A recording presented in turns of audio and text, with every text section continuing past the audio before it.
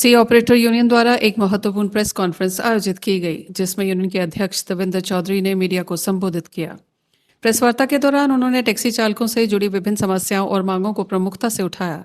उन्होंने बताया कि बढ़ती महंगाई, ईंधन की कीमतों में वृद्धि और परमिट से संबंधित दिक्कतों के कारण टैक्सी ऑपरेटर्स को भारी परेशानी का सामना करना पड़ रहा है।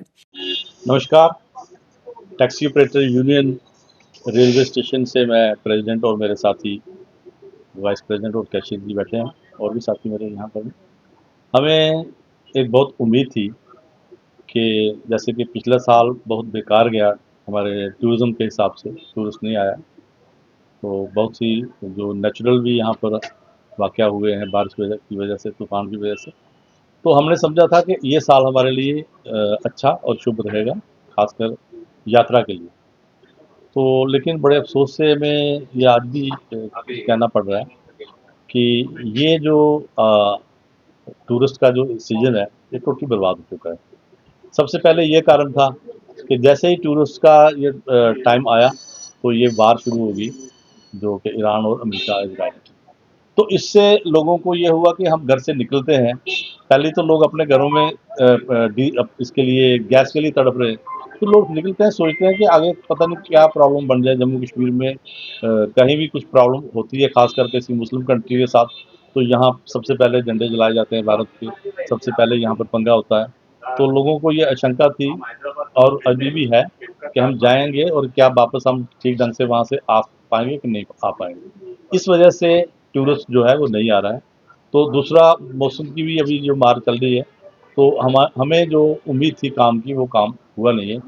सरकार की तरफ से हम चाहते थे कि आप लोगों का एक ही मिशन है कि हर ट्रेन जो है वो कटरा जाए, वहाँ से आगे श्रीनगर जाए।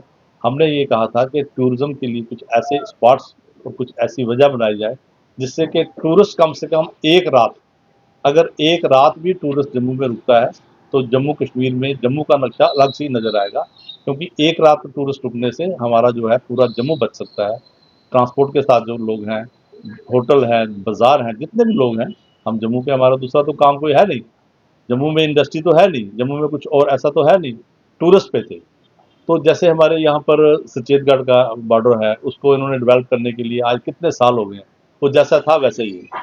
हमने कहा था वहाँ परेड शुरू हो, वो भी कुछ नहीं। हमने कहा था मानसर सुरही, सब देखिए झीलें हैं इतनी पॉपुलर और वो धार्मिक झीलें भी हैं, तो उनकी हालत ये है कि अगर आपको वहाँ पर जाना है, जो 1 घंटे का रास्ता है 3 घंटे लगते हैं, तो सवारी कभी भी उसको प्रेफर नहीं करती है कि यहाँ पर रास्ता ठीक नहीं हो वहाँ जाने के लिए। तो मैंने कल पढ़ा है यहाँ मेडिकल जो जीएमसी हमारा हॉस्पिटल है, कि डिस्क्रिमिनेशन तो पहले से ही थी हमारे साथ। 1940 में हॉस्पिटल बने 2, जम्मू का जो हॉस्पिटल है इसको 8 लाख में बनाया गया है महाराजा हरि सिंह ने, महाराजा गुलाब सिंह के नाम पर, और जो कश्मीर का हॉस्पिटल है 35 लाख रुपए उस समय खर्च हुए। तो आज भी डिस्क्रिमिनेशन जो है, चाहे वो सरकार किसी की भी रही, वो हमारे साथ रहती है। हमारे जितने टूरिस्ट स्पॉट हैं उनको नज़रअंदाज किया जाता है। उनको डेवलपमेंट करने के लिए या टूरिस्ट को यहाँ अट्रैक्ट करने के लिए सरकार की ना पहले पॉलिसी थी और ना ही ये आज पॉलिसी है।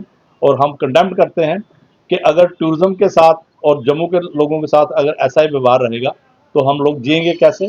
और ये जो बहुत बड़े बड़े झंडे लेके घूमते हैं जम्मू कश्मीर, जो हम भारत का अभिन्न अंग है, ये कश्मीर को अपना अभिन्न अंग समझते हैं, जम्मू के साथ ये भेदभाव करते हैं। और पार्टी कोई भी हो, मैं सभी पार्टी का कंडेम करता हूँ, किसी का नज़रिया हमारे लिए ठीक नहीं है।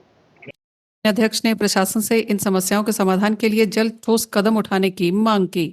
साथ ही उन्होंने चेतावनी दी कि यदि उनकी मांगों पर ध्यान नहीं दिया गया तो यूनियन आगे आंदोलन का रास्ता अपना सकती है। इस मौके पर यूनियन के अन्य पदाधिकारी और सदस्य भी मौजूद रहे, जिन्होंने एकजुट होकर अपनी आवाज उठाई।